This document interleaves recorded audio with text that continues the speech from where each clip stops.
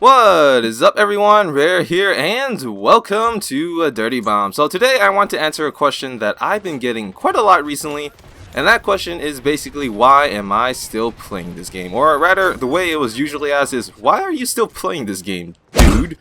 And before I get into this, I also want to extend this question to you guys as well. If you play Dirty Bomb, why do you still play Dirty Bomb? And if you don't anymore, why did you stop playing Dirty Bomb? And to be honest, I feel like I would know the answer to the latter question, and I personally predict that the reason you may have stopped playing is because of the lack of content updates, the amount of unskilled players, and the fact that it seems like the game is already dead. In fact, I wouldn't be surprised if that was the reason why some people avoid playing Dirty Bomb in the first place.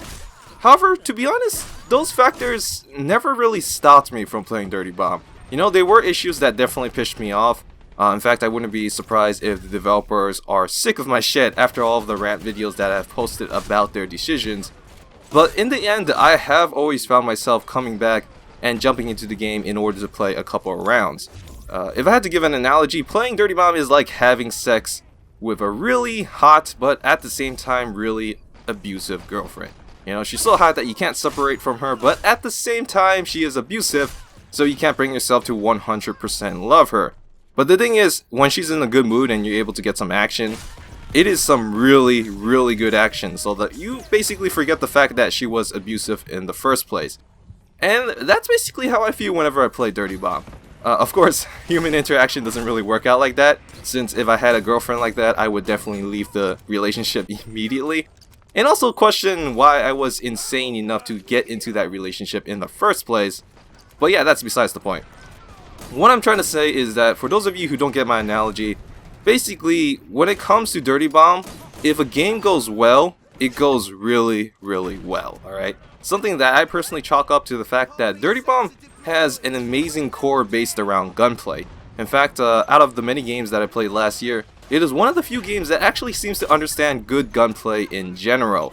Other games that I played, while I enjoyed them, seem to always miss that part, with Overwatch and Paladins being games that were more ability focused. You know, you can basically press a button on your keyboard and kill people effortlessly.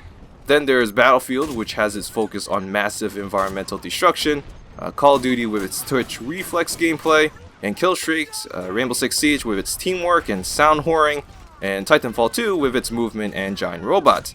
Rather, now that I think about it, the only game that seems to understand gunplay alongside Dirty Bomb last year was Doom from Bethesda. That was the only game that I played that really focused on gunplay and actually making it fun to shoot a gun. And I do realize that Dirty Bomb has the elements that I just mentioned for those games. You know, there is abilities, there is environmental destruction, there is twitch reflexes, there is teamwork, map knowledge, movement, and giant robots. Oh, okay, maybe not the last one. It would actually, that would be awesome if that was the case, but no, not the last one. But yeah, when it comes to those elements, it's not the main focus, okay? The gunplay is. How good you are at tracking and landing headshots usually determines who wins the fight in Dirty Bomb. Whereas in other games that I mentioned, because of the character classes and their abilities, it already determines who has the advantage and who doesn't. If you're a medic in Overwatch and Paladins, you are going to have a hard time against damage dealers. There's no question about it, okay? There's no denying that. If you're a tank in Battlefield, you're going to have a hard time against tank busters. And the list goes on and on. Whereas in Dirty Bomb, just because you're a medic, it doesn't mean that you can't fight against an assault or support class. Yes, there is a slight difference in power in terms of the weaponry that the class can equip. However, it isn't as set in stone compared to other games. The community also plays a big part here in why I enjoy Dirty Bomb so much. The people that play this game care about the game, okay?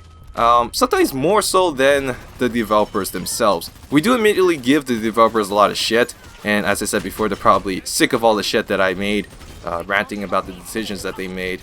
But that is because of tough love. I want this game to succeed, okay? I want to see this game on the top charts on Steam and that kind of stuff. In terms of community contribution, we have made our own competitive scene. We have helped people with tutorials when the old one was inadequate in-game. There was also the head editor program that was recently made by Experion. Not to mention, there was a time where we would actively give out advice to anyone in a match should they ask for it.